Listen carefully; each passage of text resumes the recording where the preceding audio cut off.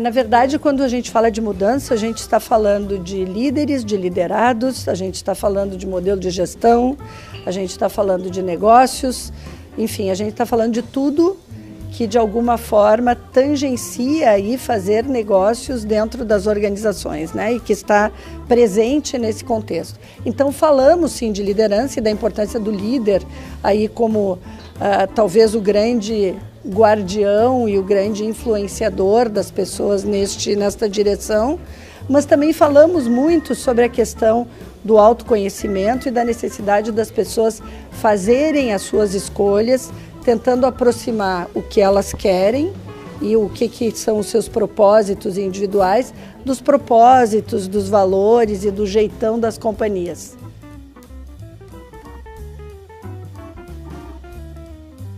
Eu acredito muito no autoconhecimento. Eu acho que os jovens têm que investir nisso.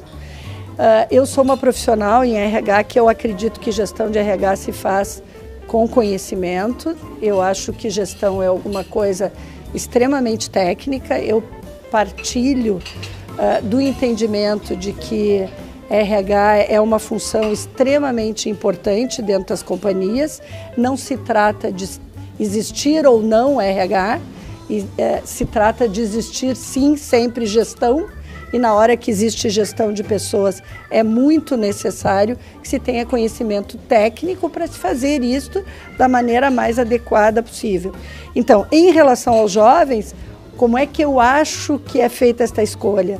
Nas organizações a gente faz isso do ponto de vista organizacional, colocando todas as pessoas juntas e tentando fazer com que elas consigam se apropriar do que a organização faz de melhor. Isto passa a ser o propósito, a grande causa coletiva. Do ponto de vista individual dos jovens, eu acho que é um mergulho acerca de si mesmo. Tem que mergulhar, tem que se olhar, tem que se preparar para ouvir feedbacks, ouvir o que as outras pessoas têm a dizer. Não quer dizer que tudo que os outros digam a respeito da gente sejam verdades absolutas, mas sempre são ricos espelhos. Eu costumo dizer isso, assim, são espelhos porque nos dão uma nova perspectiva a respeito de nós mesmos. Então, isso é um presente. E eu acho que os jovens, para descobrirem o seu propósito, têm que fazer esta trajetória. E isto hoje é mais verdade, porque fazem escolhas profissionais muito cedo, aos 16, 17 anos, e não raras vezes se deparam, depois de 1, 2 anos dos estudos acadêmicos, com dúvidas sobre, bem, é isto mesmo que eu quero? Tranquilizando todo mundo, faz parte, a vida é um conjunto de acertos e erros, e eu também acho que a vida é o exercício do que é possível, a gente decide as coisas naquele momento em função do arcabouço e da bagagem que a gente tem, e o trabalho tem que ser no sentido de poder se autoconhecer para fazer para frente cada vez melhores escolhas.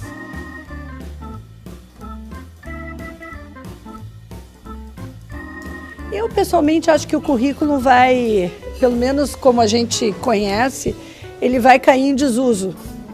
Eu acho que isso vai acontecer. A gente já não usa mais tanto currículos em papel, né? A gente usa as redes sociais, pela mídia eletrônica, enfim. Eu acho que o grande objetivo do currículo é gerar entrevista. Então, o jovem tem que ter isso em mente, assim. Ele tem pouca experiência e aí o currículo não é grande, que bom, porque na verdade os entrevistadores, os recrutadores, o pessoal de seleção das companhias querem currículos pequenos, que toquem no ponto. Tem que passar os olhos e dizer, pá, esta pessoa eu quero conhecer.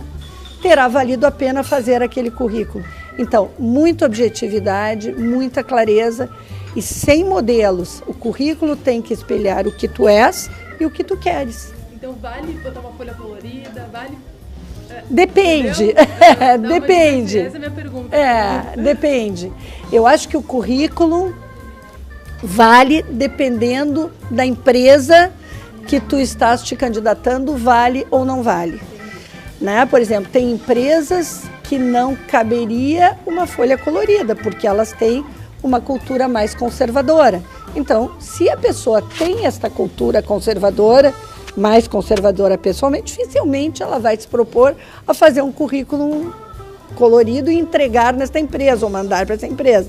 Entretanto, se ela é uma pessoa assim, ela tem que buscar empresas com este seu jeito. E aí não vale o currículo colorido.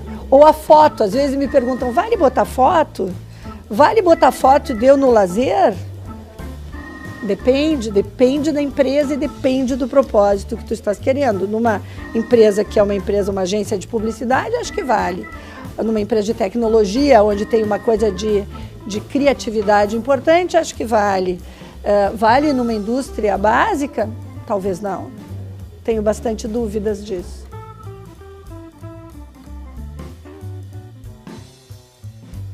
A minha geração, a geração X, ela terminou criando filhos aí, pessoas dentro das famílias diferentes, né? Ela criou pessoas com formação, como eu expliquei antes, com valores e também com autoestima. Então, estas pessoas hoje entram nas organizações e querem ser ouvidas, né?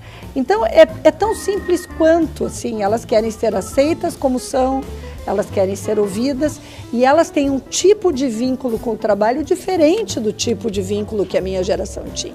Até porque elas acompanharam seus pais e seus avós sendo desligados das companhias. Pessoas com 20, 30 anos de empresa, em algum momento, sendo desligados pelas crises internacionais, pelas mudanças organizacionais. E esta questão do vínculo de trabalho veio à mesa e passou a fazer parte das famílias. Porque, bem, até aquele momento eu tinha um padrão de vida e no momento imediatamente seguinte, a minha família, o meu pai, a minha mãe estão com outro padrão de vida.